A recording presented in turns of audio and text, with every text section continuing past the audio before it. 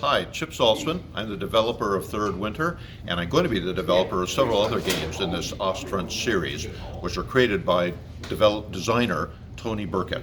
So I want to give you a quick overview of the series of Ostfront games, which cover the Soviet-German front from September 1943 until the mud hits in April 1944, just before the Bagration offensive.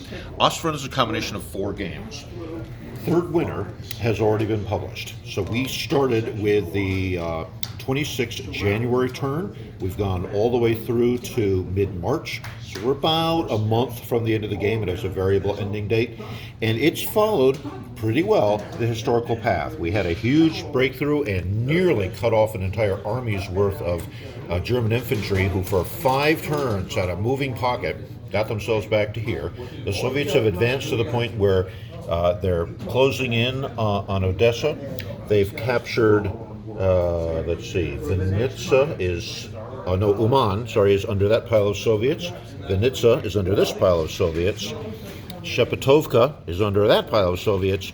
And the Soviets are just heading off the far end of the board. This is Tarnopol here, Lvov is here, and so it's right on the historical advance of the Soviets. So that's what's going on in Third Winter. South of Third Winter is the next game to be published in this set, and that's Crimea.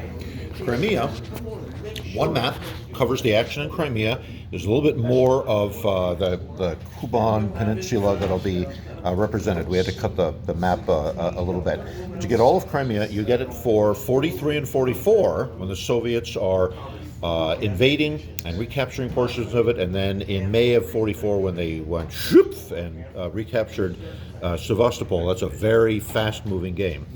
As well, by another designer, we're going to have the 1941 and 42 sections, when the Germans invade, when the Germans take Sevastopol, when the Germans have to fend off another Soviet invasion. So that'll be Crimea, one map game. North of Third Winter is the Forgotten Battles, 4 maps, and this covers essentially Army Group Center.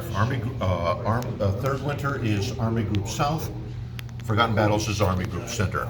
Different kind of fighting entirely. Third Winter is slashing, fast-moving panzers versus tank corps. Forgotten Battles is very positional, much more like a chess kind of match. And there were a lot of battles that went on here that don't make, the first history book that you pick up, because there was a lot going on. The Soviets are trying to take Vitebsk, Orsha, Mogilev, and what actually happened historically was they pushed through along the bottom here, clear off the map, and that set up a lot of the activity in Bagration and some of the big attacks that came in from the south. So a lot of action took place down here, but a lot of knife fighting kinds of things. I just had a little breakthrough here near Polotsk. It may not go very far, but you're kind of trading blows in this front. That connects to these 4 maps. Now we're at the Hero City, and we're facing Army Group North, and that one here is the gradual sieging of Leningrad. The game kind of starts along in these fortifications, and back here, slowly the Germans are pushing forward, and at a certain point, the Germans break for it and run for it to the Narva line, to Skov, and to another line of fortifications that they make. This one has some other interesting aspects. It has the Finns, and we're thinking this game would also include a 1-map Karelian offensive where the Soviets attacked against the Finns, but there's a lot of other action here with Estonians and Latvians. And behind these 2 games, there's a very active partisan campaign, which bedevils the German player.